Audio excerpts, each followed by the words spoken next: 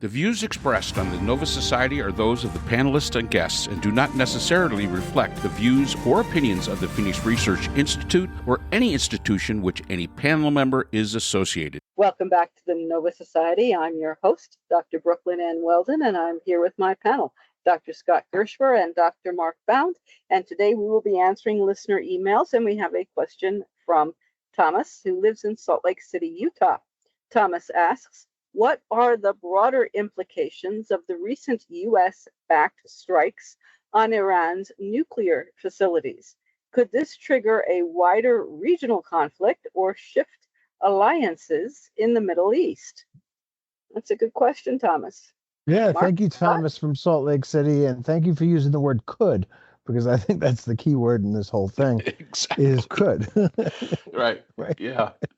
And Thomas is our first email that we're answering from the great state, the great city of Salt Lake City. All right. I've never been. I flew over it once. It's very pretty. Yep, very nice. All right, so Thomas, here we go. Could this trigger a wider regional conflict? Absolutely. But I don't think in the way that we originally would have thought it to trigger.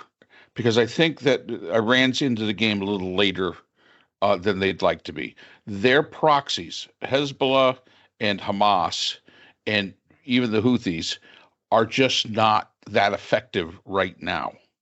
Now, if this was happening and those three entities, those three proxies, were at full strength before October 7th, before that disaster happened, maybe this could become a more regional conflict. You look at all the rest of the players in the region: Syria, Lebanon, Yemen, Saudi Arabia. There's really no incentive for really any of them to get overly involved in this, because let's face it, if you were to take a poll and say, who do you like least, the Israelis or the Iranians, it might be pretty close. Oh, I think it'd be not that close, but go on. Oh, you don't think it would be that close? Really? I honestly, I think that Iran is a lot more unpopular. I think Iran, yes, I would agree that Iran would probably win 60-40. Okay. That would be my. But then again, no, it's kind of like Netanyahu. Yeah, he's popular right now, but that's only because they're at war. If he wasn't at war, he wouldn't be all that popular. So I don't see anybody coming to Iran's rescue. I don't see anybody coming to Israel's rescue in the region. Maybe the Saudis. All depends on how that peace deal with Israel really is. And unfortunately, I have not heard, I don't know if you have, Scott, heard a lot more about that since all this conflict is going on. That seems to be way on the back burner. That was our greatest hope, and we spoke about this last year and throughout this year about what a great hope that peace agreement between the Saudis and the Israelis was. And it's kind of, you don't hear about it anymore. You don't hear anybody saying, yeah, we're pushing it like they were before. So I don't know where that state of play is when it comes to what I look at as the greatest hope for the region. And I truly do believe it was the greatest hope for the region. But I also believe that when Netanyahu announced it, that was what caused the issues that we have right now. Because there were players like Iran who didn't want that. So could it become a wider regional conflict? It could, because of course it's a volatile area anyway. But I don't think it would become as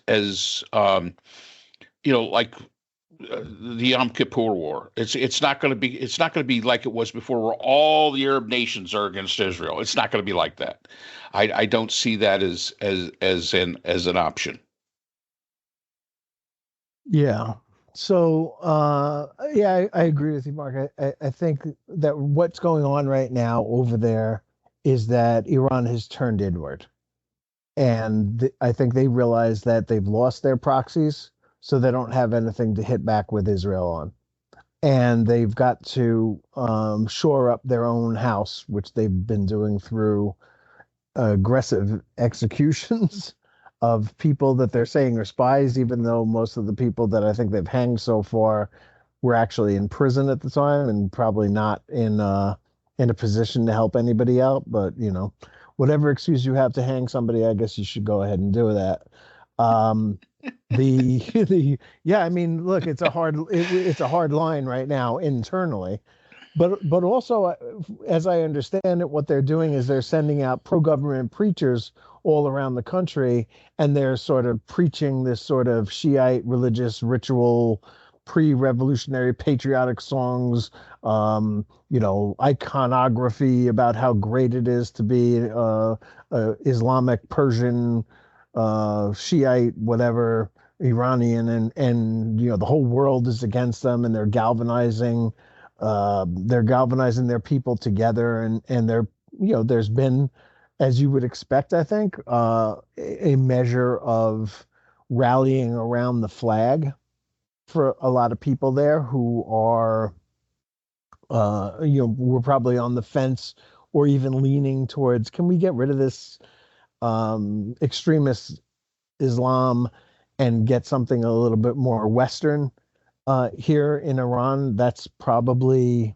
over for the time being. And,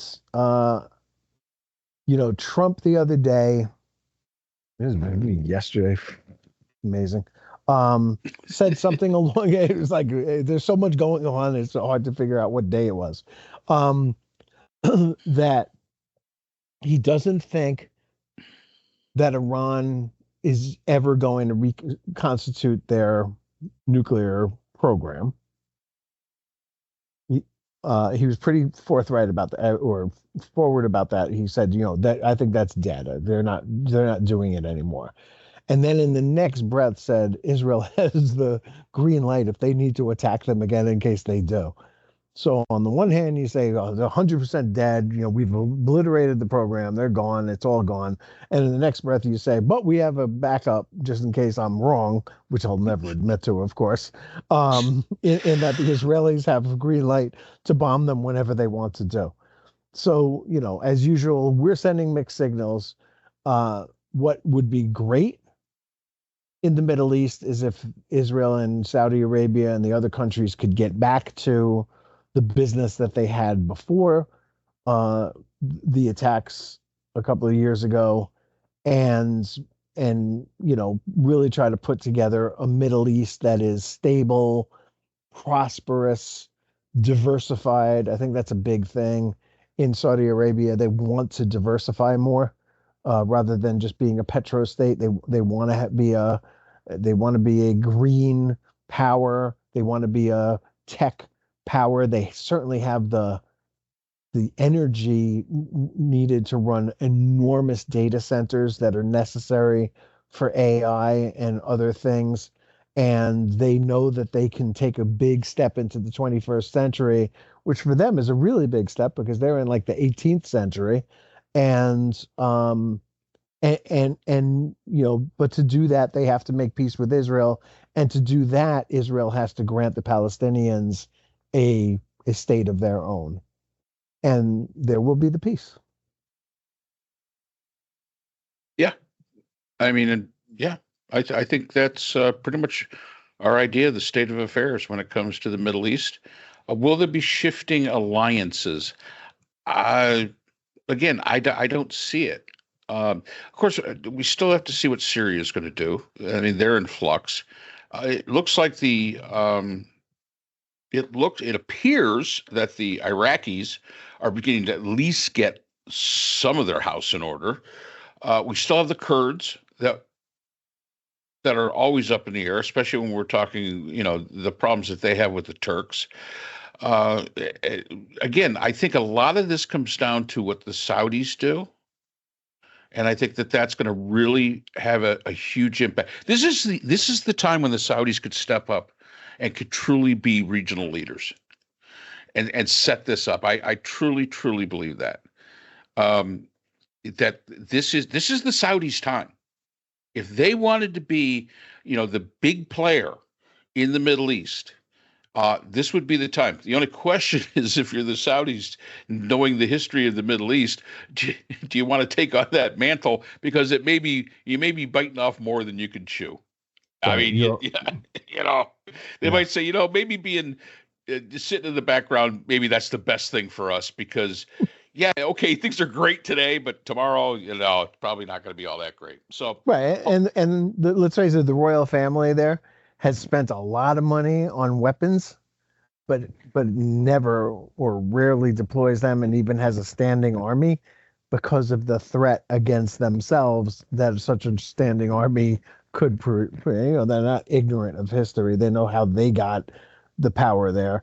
And there's been a lot of assassinations in the Middle East over the years. Just one more thing, Mark. I know you want to wrap this, but what do you think the effect could be if, in the way of the world right now, we discussed our last segment, we discussed China's desire to be a global hegemon. Russia certainly wants to reconstitute the Russian Federation the way that Peter Great had it. Like there's a lot of delusions of grandeur out there. What about Turkey wanting to reestablish the Ottoman Empire? I saw that. And taking steps to sort of unify, I'm going to guess, the Sunni Arab world, and try to overcome whatever the Saudis do and make them Turkey the power rather than Saudi Arabia. That's a very, very good question. And I did hear rumblings of that, that Ottoman Empire, the return to the Ottoman Empire, which would, if you look at it historically, would be bad for Russia. Maybe we'd have to bring back Vlad the Impaler from Wallachia to come back and do something. It wouldn't be great for Austria or Hungary because they didn't really work out very well. And let's face it, Turkey's part of NATO. What would that mean for NATO to have Turkey wanting to reconstitute that? I mean, the Ottoman Empire, I think a lot of, and really it's one of those, it's fascinating topics. If you really look at the Ottoman Empire, they were massive. I mean, and the Europeans, they caused a lot of trouble for the Europeans, and they caused a lot of trouble for the Russians. I think that that entire idea is a product of the times that we live in today. So Erdogan is sitting in Turkey. He may have had this thought before, but now he sees Putin trying to reconstitute that Russian empire. He sees, China wanting to be this juggernaut of the Far East. He sees the United States actually moving more toward an imperialistic kind of ideology. And I think what he's basically said to himself was, why not? Everybody else is doing it. Why not try? Who knows if it would be successful? Who knows exactly what territory he wants to take over? I didn't really see when I was kind of reading the blurbs about it. I didn't really see, in what direction he wanted to go. But this may be a product of the times. This may be the foreshadowing of we return to the monarchies, where you had Great Britain, where you had the English Empire, where you had the British Empire, where you had the French Empire, where even the Dutch the Belgians had an empire, not as large as like the British or anything, but they were very colonialistic. And I think that the fact that the United States has signaled for really one of the first time, truly signaled, and I'm not saying that they weren't imperialistic before. I'm not saying they weren't colonialistic before, but they always denied it. The Russians were right up front about it. Yeah, we're colonialists. I mean, is all the Europeans, the Germans, all of them, they were, yeah, we're colonialists. That's kind of the way it works. They were open about it. But the United States was the one country that said, oh, no, no, no, not us. Forget what we might be doing could be construed as colonialism, but that's not what we're doing. And now that we've got a president who pretty much is perfectly happy with, spouting the rhetoric of colonialism, I think it's pushing the rest of the world toward going back to the old ways. I think it's pushing us back a few centuries. I saw this thing. It said, in Germany right now it's 7:00. In France it's 6:00. In the United States it's 1870. I mean, yeah. So that would be my concern. Now, hopefully, smarter people will prevail and will realize that going back to the time when there was no toilets, running water, and things like that, maybe that's not such a great idea. And those forms of government all fell. And they will fall again. Every empire falls. That's just the way it is. And, somebody can prove to me historically where an empire did not fall or did not regress, please send me an email and I'll be happy to look at it. But I got bad news for you. There's no such thing. Empires fall. So that would be my thought. Hopefully that answered you, Scott. Yeah, well, I think we're gonna be in a waiting game to see. Right. One thing that one thing that I guess because Lawrence of Arabia is my favorite movie of all time, that I always thought that I always thought it was Blazing Saddles. Some kind of pan-Arabism would sort of galvanize the Arab world. And when you look at it on the map and you can see like how big and powerful that would be, but they could never pull it together because, as Lawrence pointed out, they were a small people, a silly people, divided against each other so much that they could never get it together. But if anybody ever could, it could be a power to not militarily but economically defeat all comers with the amount of wealth that it has. And if you didn't have to spend all your time suppressing your own people, you might actually get something done on the world stage. Interesting. I mean, at one point, I think, as Netanyahu pointed out, Iran controlled 4 Arab capitals. Listen to these names: Sana'a, probably the least known, but Beirut, Damascus, and Baghdad. I mean, those are pretty, along with Tehran, those are pretty famous old names. Yeah. And they're up for grabs right now. And whoever's going to grab them is going to have a lot of power. Is that going to be Turkey? Is it going to be Saudi Arabia? You never hear anything about Egypt anymore, but it's still a very large country. Be interesting to see if anybody could pull together some kind of pan-Arabic coalition, like an EU for Arab countries. Would be very interesting. And I think you're right. And I think the greatest stumbling block to that is the religious ideology within the region. I think that holds it back. And you're right. I think that if they were able to pull something like that off, they would be a very powerful force to have to deal with that, most of the rest of the world wouldn't be able to deal with. But I go back to somebody once said, the greatest form of government is a benevolent dictator. All you have to do now is find me a benevolent dictator.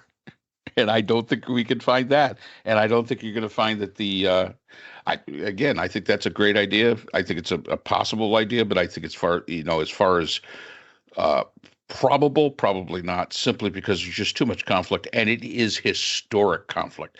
These people never forget. Yeah. Well, they MBS never forget. MBS might be that. Maybe he really might be that benevolent dictator. I don't think it'll come out of Pakistan. Nope. Even though that they're certainly in that mix, but again, you live in interesting times. Absolutely. Well, hopefully we answered that. So thank you both, as always, and thank you, Thomas, from Salt Lake City. And we appreciate your listening, and we definitely appreciate the question. And thank you to all our listeners for your support and for your subscribing to the Nova Society. And if you're not a subscriber, please do so. Subscribing is free, and you may do so on the platform of your preference. And as always, do stay safe, and we will see you again next time on the Nova Society. The Nova Society is a production of Nova Society Media, a division of the Phoenix Research Institute. We'd like to thank our production partners, Buzzsprout, who hosts the Nova Society, Audacity, our editing partners, Apple iTunes, the largest source of podcasts and music on the internet, Spotify, the most popular platform for the Nova Society, and iHeartRadio, your source for all things music and podcasting. The Nova Society is available on all of these and other quality platforms listed in our description. We'd also like to thank all of our listeners. Without your support, the Nova Society would not be possible. If you have a question or comment, we can be reached at nova.society.podcast@gmail.com. So for Dr. Brooklyn Ann Weldon, Dr. Scott Gershwer, and all of our production partners here at the Nova Society, I'm Dr. Mark Bound. Remember, the true power in society is knowledge. Thanks for listening, and we will see you again next time. Hi, everyone. This is JJ, the co-founder of Good Pods. If you haven't heard of it yet, Good Pods is like Goodreads or Instagram, but for podcasts. It's new, it's social, it's different, and it's growing really fast. There are more than 2 million podcasts, and we know that it is impossible to figure out what to listen to. On Good Pods, you follow your friends and podcasters to see what they like. That is the #1 way to discover new shows and episodes. You can find Good Pods on the web or download the app. Happy listening!